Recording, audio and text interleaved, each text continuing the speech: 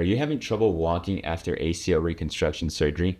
It's very common and a lot of people have trouble walking up to 2 months, but we're going to break down why you're having trouble walking and some of the solutions to it.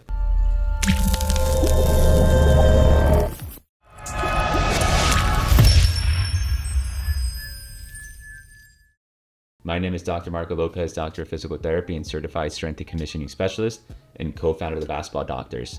So let's jump into why you're having trouble walking after ACL reconstruction surgery. So as you guys know, after ACL reconstruction surgery, biggest things you're facing are swelling, lack of mobility, lack of strength, and this is all going to affect the way you're walking, and we're going to go more into detail. But it is very common that people have these gait abnormalities where they feel like, oh, I forgot how to walk and I need to relearn how to walk.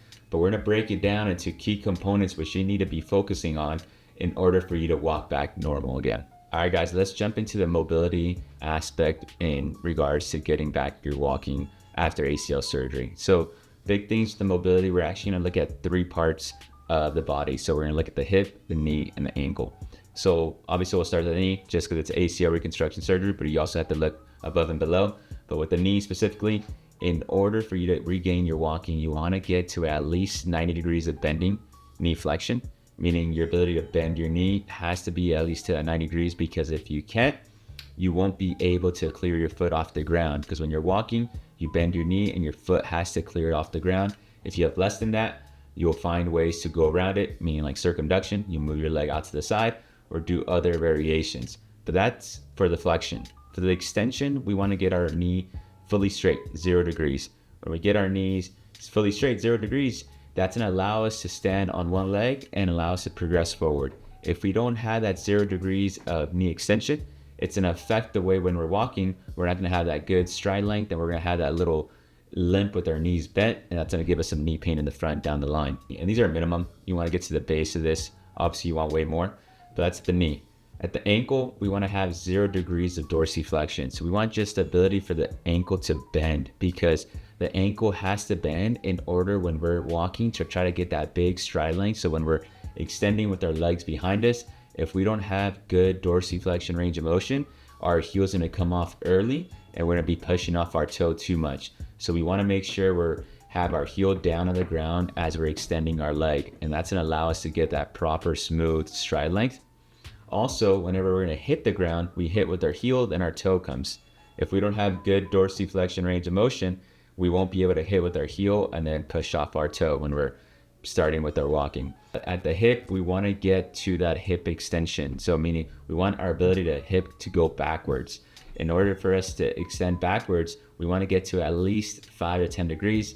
I would say at least anything past 0. So if we don't have that good hip extension here, then we're going to move our hip out to the side, or we might even hip hike. There's different ways to compensate for that. But those are the 3 main components with mobility. We have the hip, we want to get to that extension.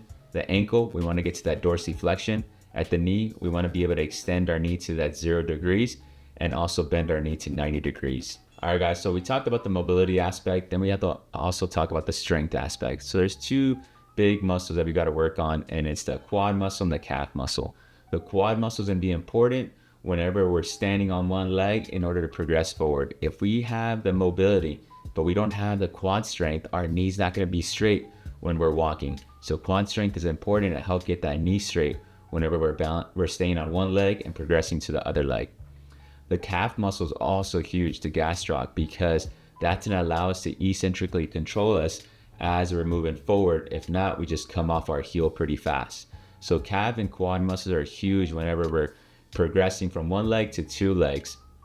And that also goes inside with our stability component. So as we mentioned, we have the strength component, but also the stability component, because when we're walking, at one point, we're going to be on one leg.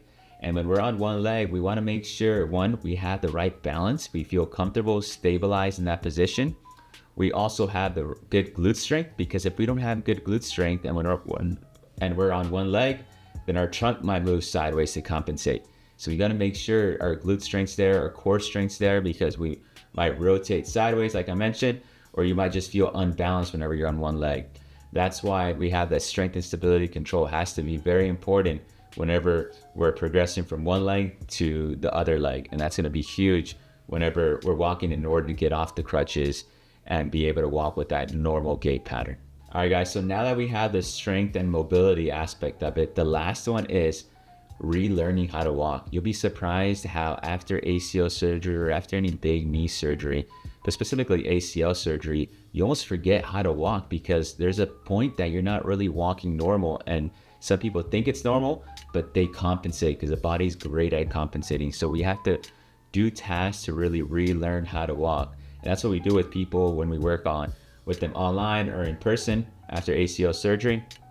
We do different things, such as if they have trouble getting their knee bending with their foot clearance and they have the good mobility, we put little hurdles so they practice lifting up that leg. Or if they have trouble going from one leg to the other leg, we work on that single leg stance and we break up the gait pattern, the walking pattern, into just 2 steps. So there's different components that we have to break down the walking into in order to really figure out what you're having issues with, and that's how to teach you how to overcome that obstacle. But the first big components are the mobility, strength, and stability. Once you get that, the easier part just becomes just relearning how to walk, and there's different cues we use and everything. But really focus on those aspects, the mobility, strength, stability, then you kind of relearn how to walk. And big thing is, if you're not walking correctly, don't be scared or don't be ashamed of using crutches. Using crutches is a great way to really relearn how to walk again and help you, give yourself a crutch as you're progressing your goal towards getting back to walking normally. So hopefully you guys like this video. If you guys are dealing with an ACL injury or need help with your rehab, send us an email. We work with people in the Southern California area and also online. And if you like this video, share it with friends and family. Follow us on our channel. We are the Basketball Doctors. Let's ball for life.